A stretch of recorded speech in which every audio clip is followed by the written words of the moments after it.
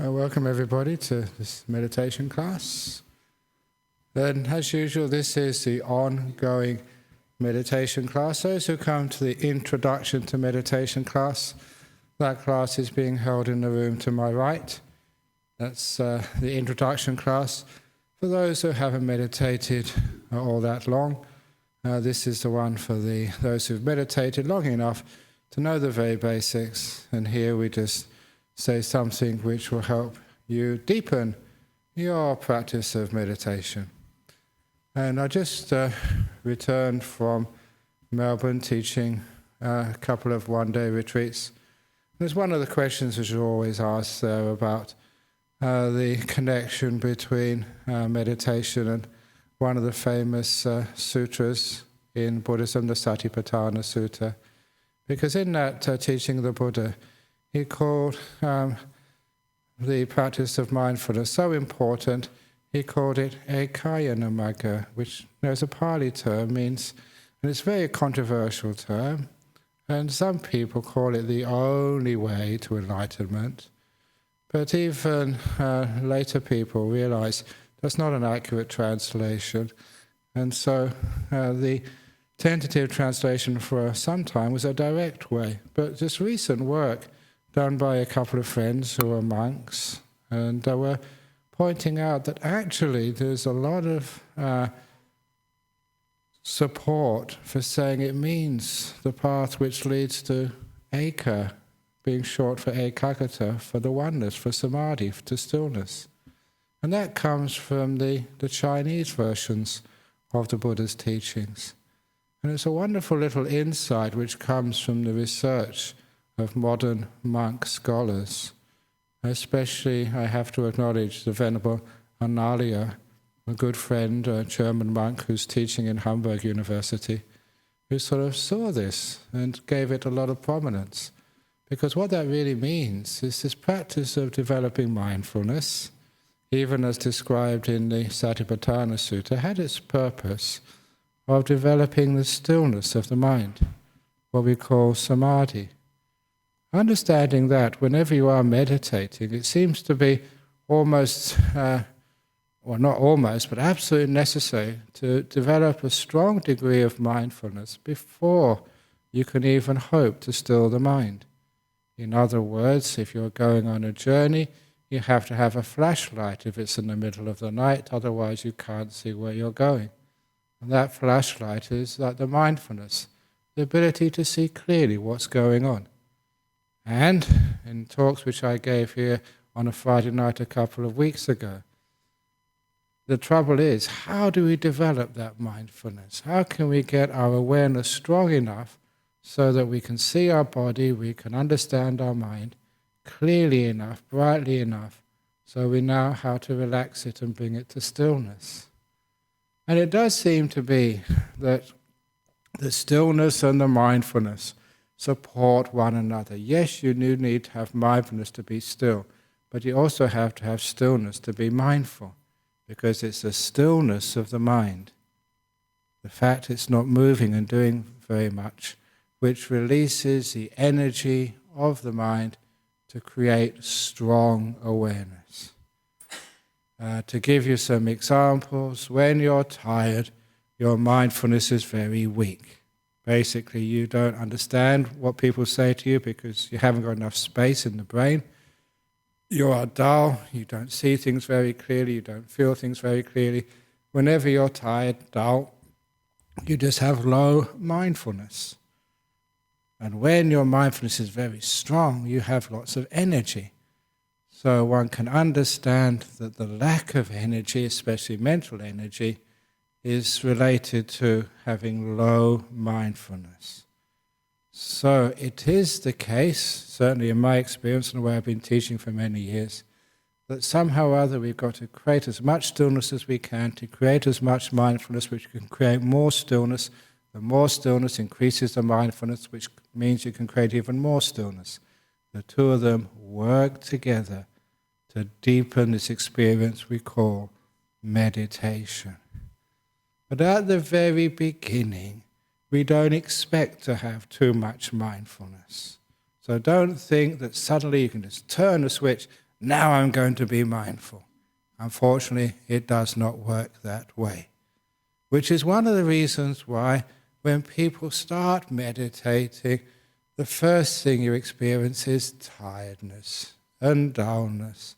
You tend to fall asleep or think you're falling asleep. Number one, please don't be concerned about that. That is nothing to worry about at all. A common story which I tell on meditation retreats, just to give this teaching some authority.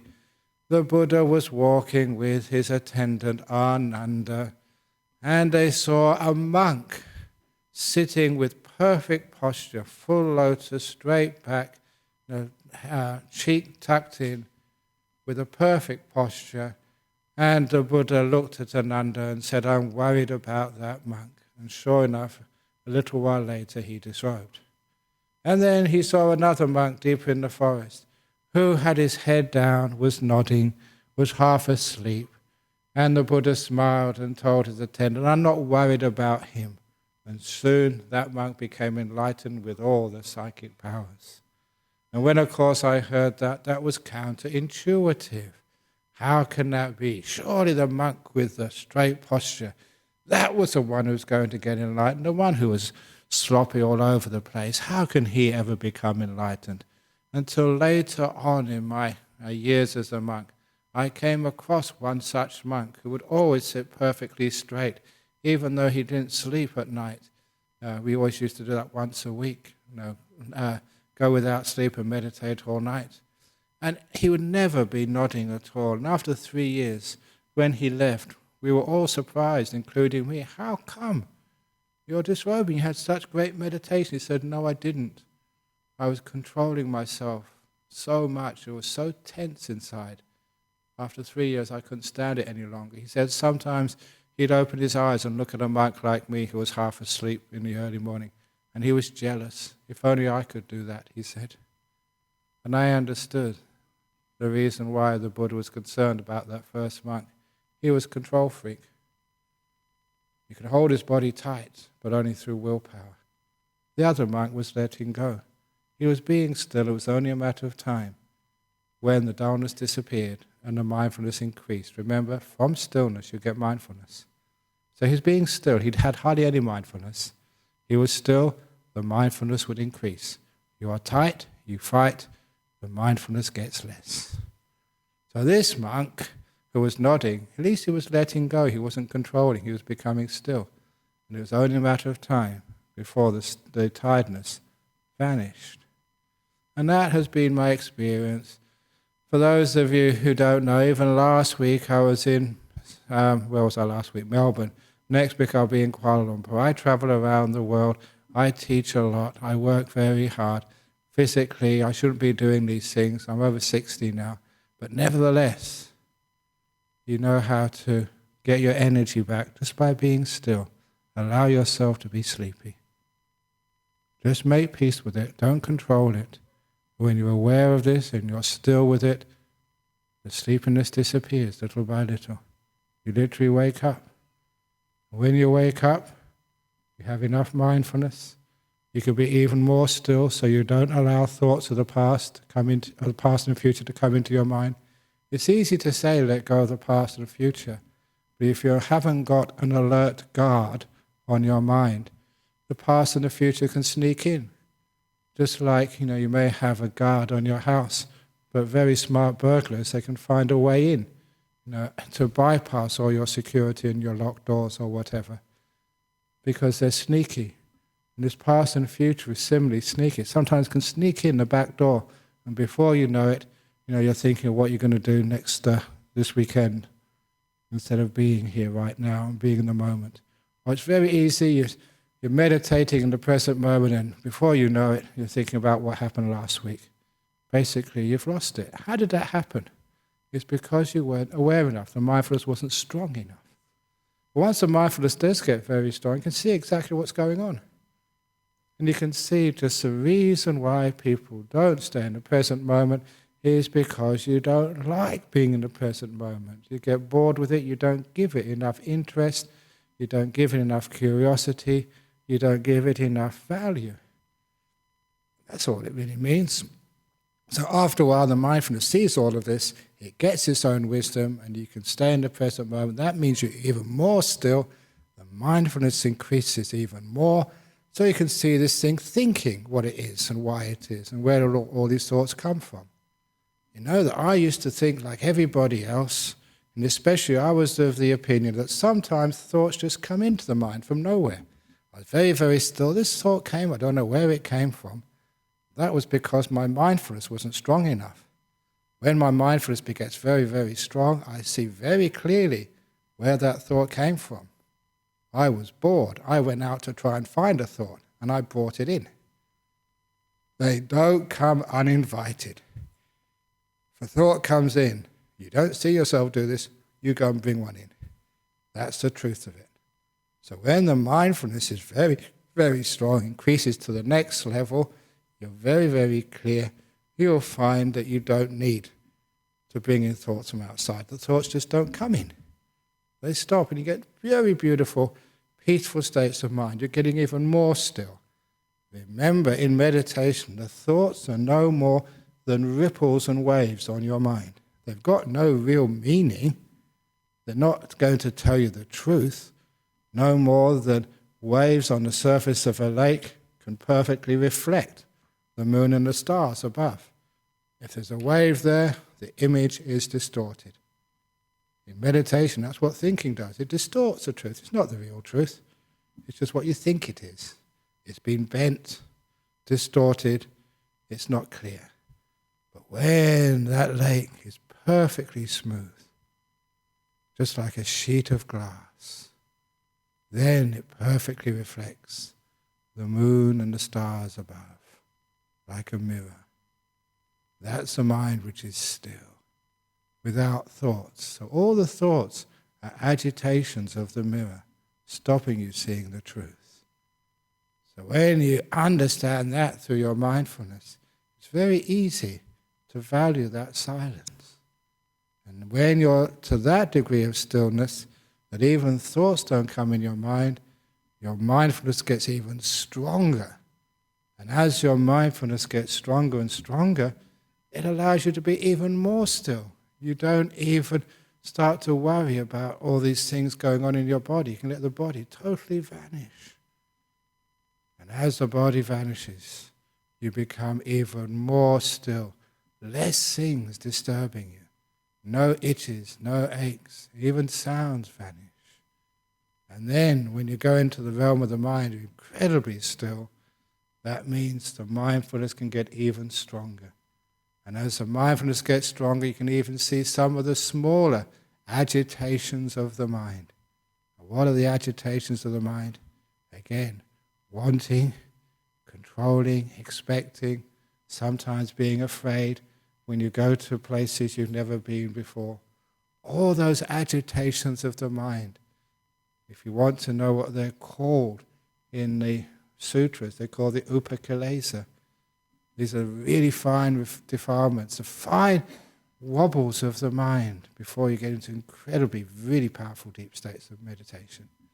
And those upakilesa, the word which the Buddha used for them, those are the very refined agitations, not of the body, but of your mind, which stops the stillness. And you can't even see those with an ordinary state of mind. The mindfulness is nowhere near bright enough to see it.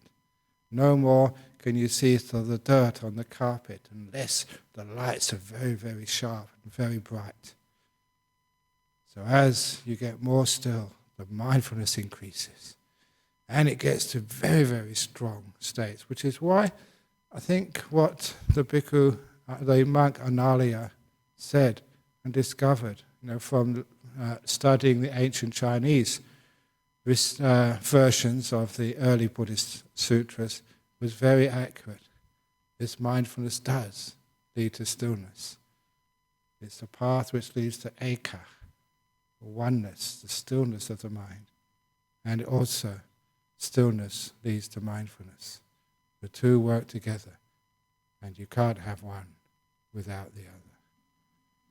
So practically speaking, if any of you are tired, please Just stay with the tiredness. Be still, and the tiredness disappears.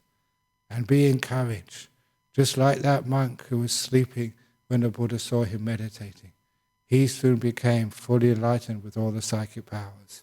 So if you're sleepy today, who knows, that might happen to you. Fully enlightened with all of the powers. So give it a try. Who knows? So that's just a little introduction on mindfulness and stillness, how they all work together. But in the meantime, it's now time to start our meditation for 45 minutes. So again, I have to make the announcement in case anyone has just come in. Those of you who come for the introduction to meditation class, a series of 4 talks to get you started, that is in the room to my right. Now we're going to do the meditation for 40 or 45 minutes. If you haven't meditated that long before, it will be similar to what they do to prisoners in Guantanamo Bay. Prolonged stress positions. And that's torture, and we don't want to do that here. Otherwise, occupational health and safety will give us a black mark and probably send me to jail. So please, if you can't sort of sit comfortably, then try and arrange your posture so you can. Get a chair, lean on against the floor, against the wall or something, or just learn the basics first before you come into this class. Okay, so everyone wants to stay here, fine. So here we go, 40 minutes meditation. So please get yourself in your posture. If you want to stretch something or cough or scratch, please do it now.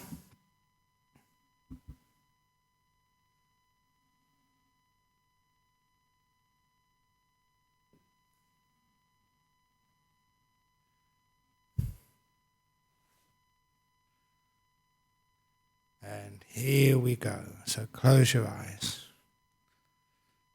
And remember, you don't have to sit on the floor. Many great monks meditate on chairs. Even greater nuns meditate on chairs. So don't think that you're gaining by torturing your bottom and legs. Sit comfortably.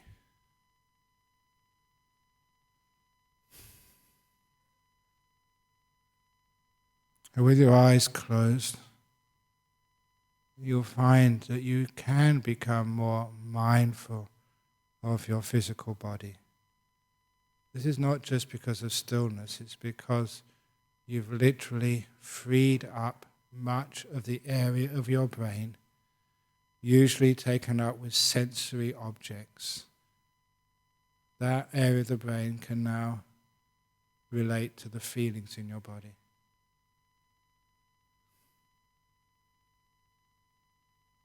You become aware of bodily sensations. And it's not just being aware, it's reacting appropriately at the beginning. If you find there's an ache in the leg, then move it, adjust it. Don't open your eyes, but feel the best position you can put your legs in. You can notice the sensation of your bottom against a cushion or chair. Again, it's amazing how many people fidget their bottom because they didn't put their bottom in the best position. Just because it's called bottom doesn't mean you don't give it top priority.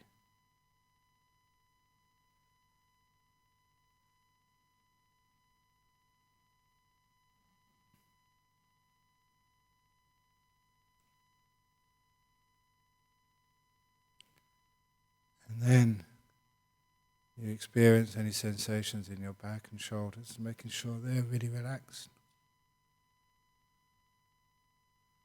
Wherever you put your hands is unimportant. There aren't some positions which are magical, which makes energy flow any better than other positions. So you just find out where your hands and fingers feel the most comfortable. Pay attention to them, be caring of them. Don't take them for granted. And then you'll find the best position.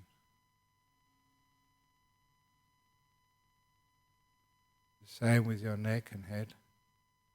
Especially I ask meditators to be aware of sensations in their face, because that's a great indicator of whether they're tense or they're trying, whether they're afraid or whether they are at peace.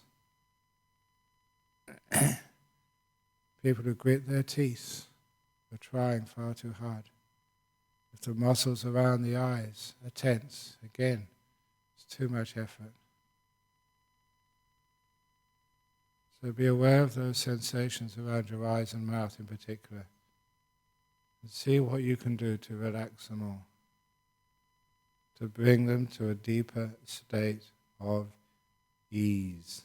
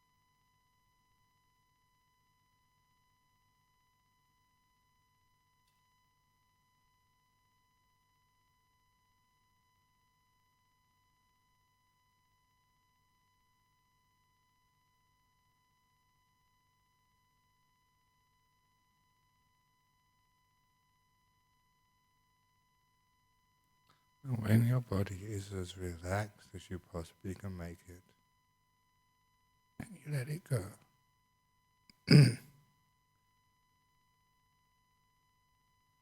By calming the body, already you've created a degree of stillness which increased your mindfulness. You're more aware than when you began. Now focus that awareness on your mental world.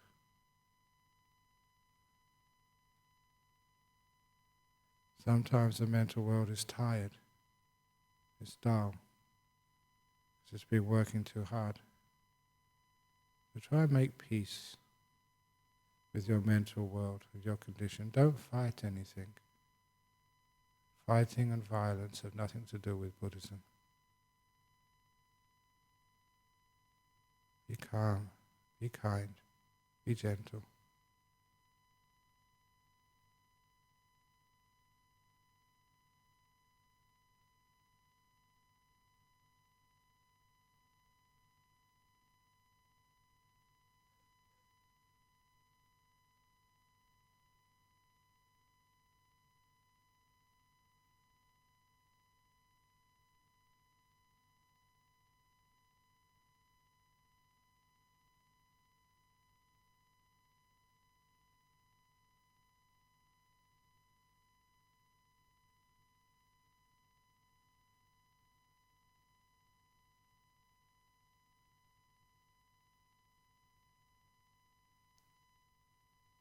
And to calm the mind, imagine it like a lake.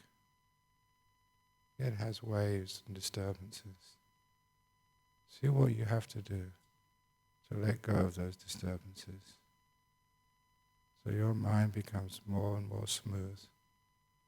And don't be afraid of tiredness. Tiredness or dullness will go by itself.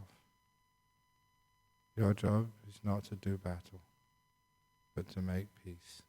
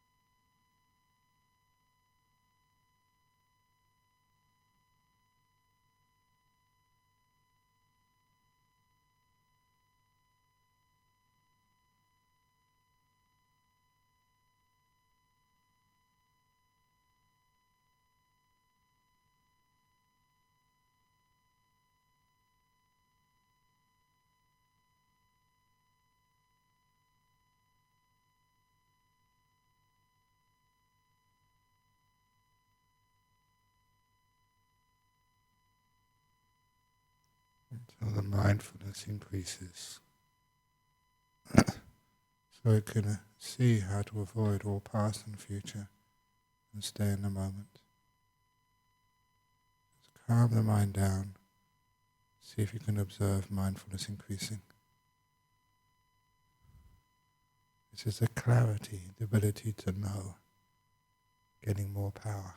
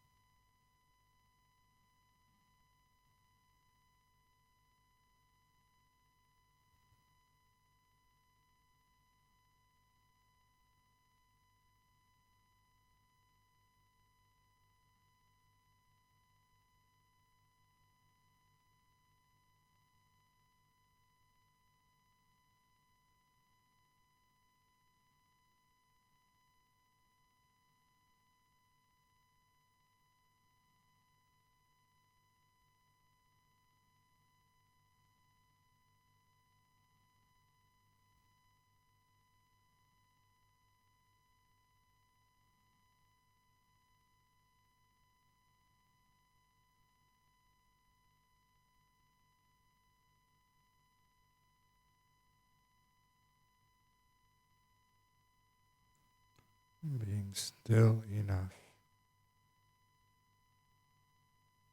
that mindfulness can know the world without thoughts, the world between the thoughts, the world of silence, where those ripples on your mind called thoughts, all being calmed down.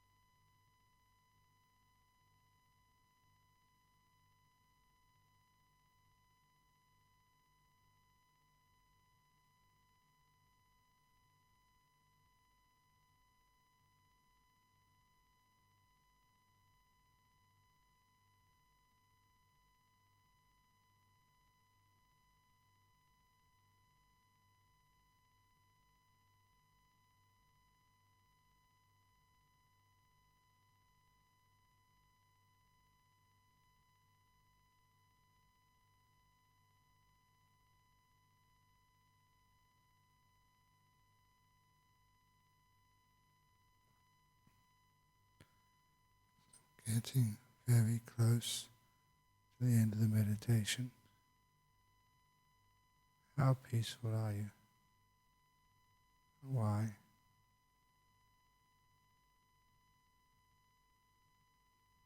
Use the last few minutes to reflect on the change, the positive change to your mind and body, and reflect how it came about. So you learn from your own experience about meditation.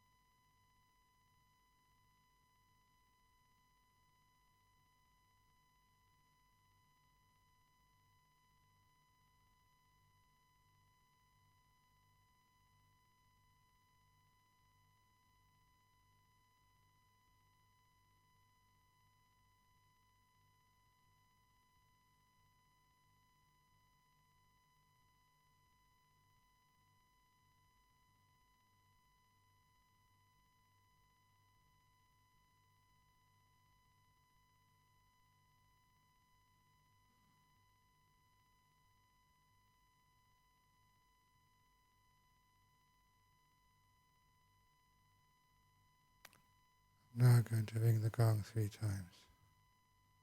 Please listen to every sound of the gong. And when the last ringing vanishes, that's the signal to come out from your meditation.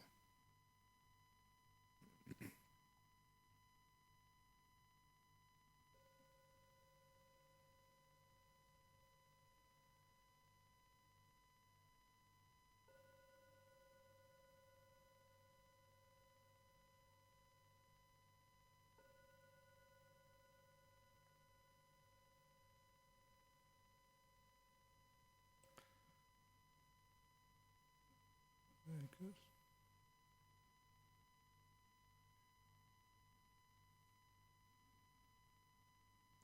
So I'm not sure if this was live streamed this time, so does it look like there's any questions from overseas? So, just to sum up, what we did today was to learn how by calming the mind, is focusing on how mindfulness leads to stillness, stillness supports mindfulness, and focusing the meditation on those and how those two work together.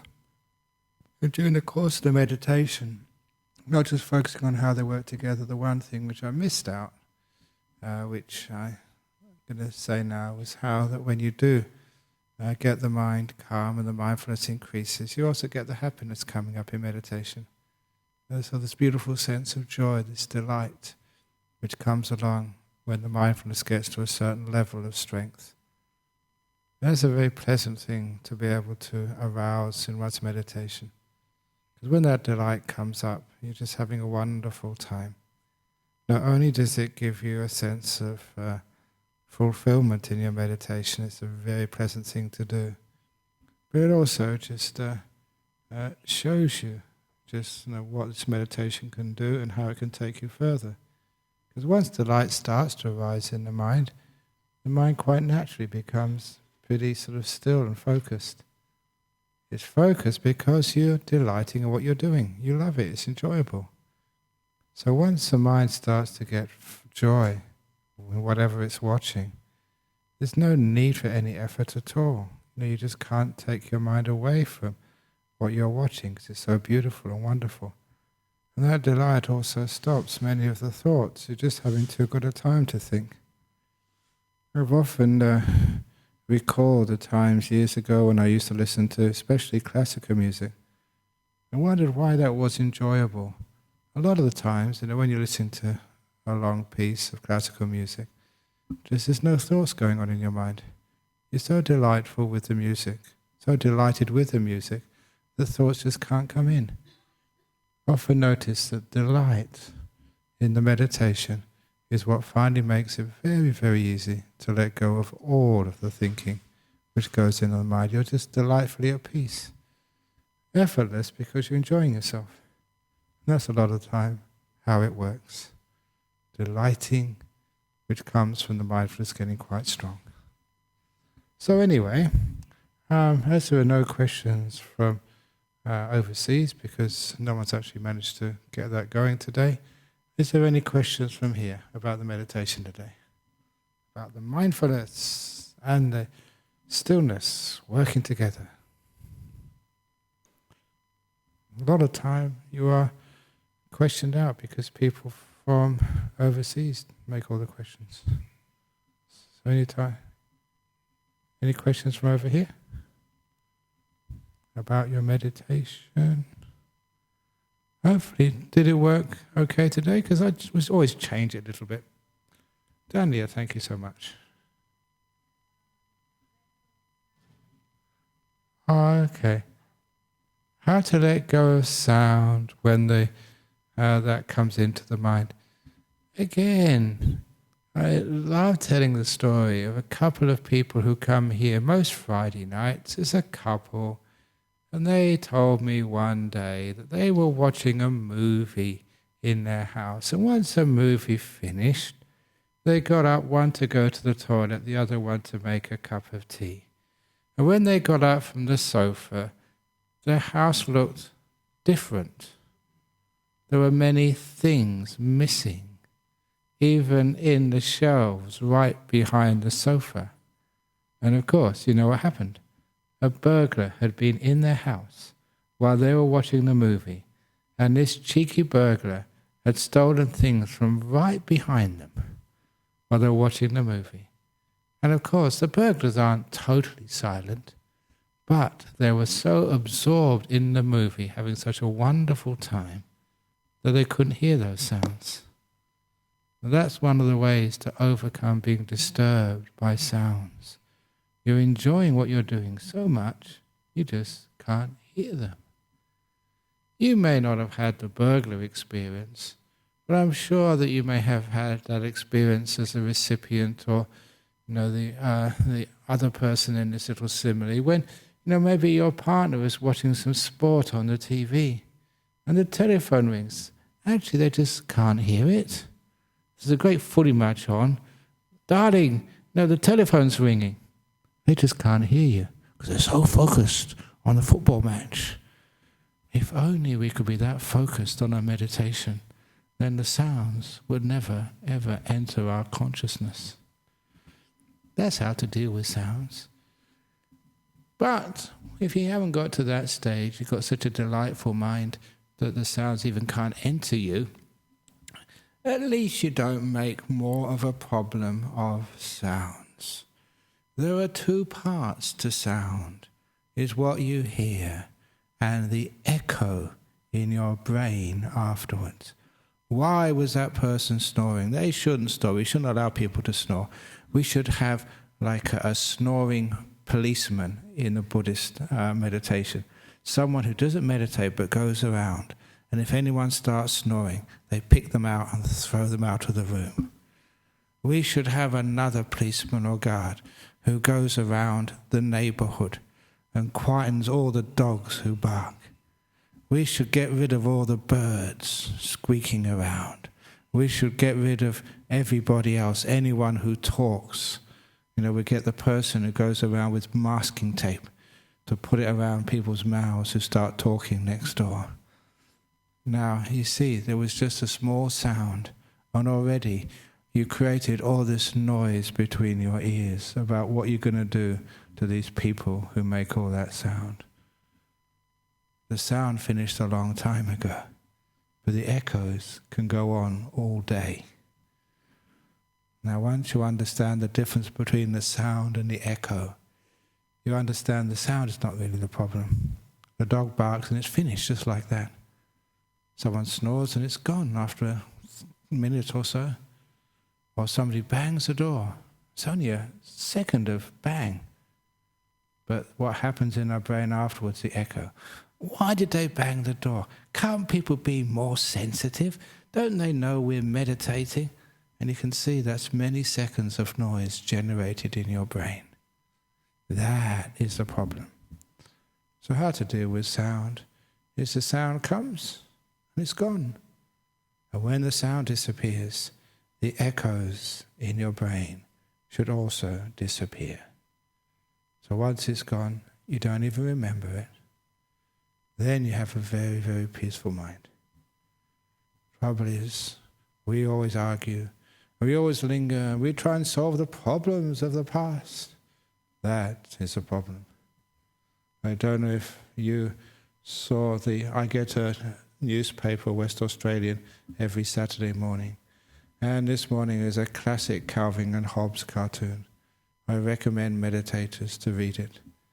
Because in that cartoon, Calvin and his mate Hobbes, they're philosophical cartoons. He's saying, ignorance is bliss, as he's careering down in his cart in a dangerous way. So if you have wisdom, you know things, then you see so many problems in the world. And once you see a problem, it needs to be fixed. And that takes away your enjoyment of life. So I want to be blissfully ignorant and phooey to all the problems in the world. And that's really a fascinating piece of argument there. Eventually they crash. And then I think the tiger says, I'm not sure if I can take so much bliss. And Calvin's response is, shut up, we don't want to learn anything from this experience. Or something like that. It's very clever and very insightful. So, sometimes, when we have meditation, yes, be sort of blissfully ignorant of why people are making those sounds. You don't have to find out all of the causes and who it was who snored and who makes all the noise and where that sound came from and who banged the doors and who started the lawnmower. Because that creates more problems in the mind. So maybe out there in life, yeah, but if you want to have a bit of rest, a bit of peace, remember, ignorance is bliss. So don't worry who caused it and where it came from. Just don't investigate the cause of the sound outside. Investigate the reaction of you inside. In other words, ignore the distractions. And then you know that such ignorance is bliss. Interesting. All coming from Ajahn Calvin and Ajahn Hobbes, my great masters and gurus. Okay. Yes, go on.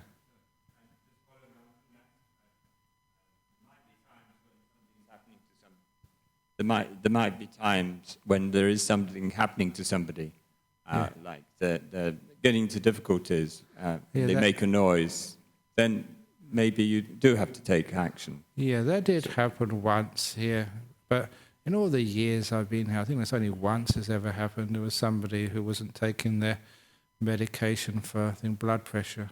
And when you do meditation, your blood pressure goes down. And, I think he had difficulty breathing, and he made an awful sound, so we called the ambulance. I think that's the only time we stopped someone early. We stopped the meditation early here. I think it was about 25 years now. Was in here, so it's only once that happens. Twice, there's another one. 2 years ago, yeah, when that happened. But that's really, really, really, really, really, really rare. And anyway, I think sometimes I wonder whether we should have stopped him because, now he has to suffer all the problems of old age. He could have died while he was meditating. Such a peaceful place. Wow, that would be such a great reincarnation when you sort of meditate in that space. And we stopped him. Oh, I think we shouldn't have done that. Oh, come on, look on the bright side. No matter what happens. What about you? Do you want to spend all your life, in dementia when you're 96, 98, 99, 100? Of course not, no. So,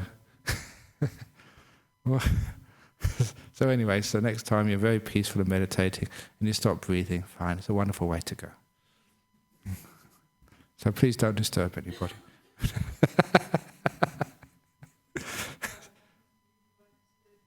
Oh, please, no. Otherwise I have to come back next Saturday and give another class. Okay, thanks very much for listening, for the fun and games. So let's now, any more questions? Going. Thank you. So we now pay respects to Buddha, Dhamma, Sangha. If you've got a question, you come up and ask. Just a bit of bowing.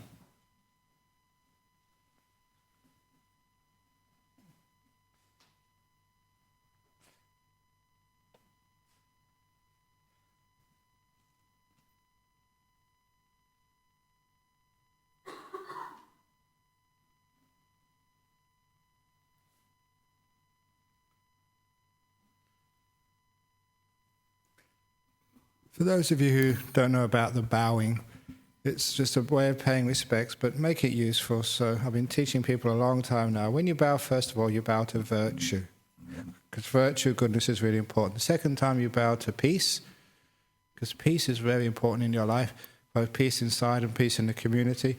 And lastly, to compassion, to kindness, because kindness is also something very easy to worship. So when you bow 3 times, you can practice what I practice, bowing to virtue, peace and compassion. Makes it very easy to do, because that's what we respect and worship. And every time you do that, it means those qualities grow inside of you as you keep remembering their importance. Okay, please have a cup of tea now.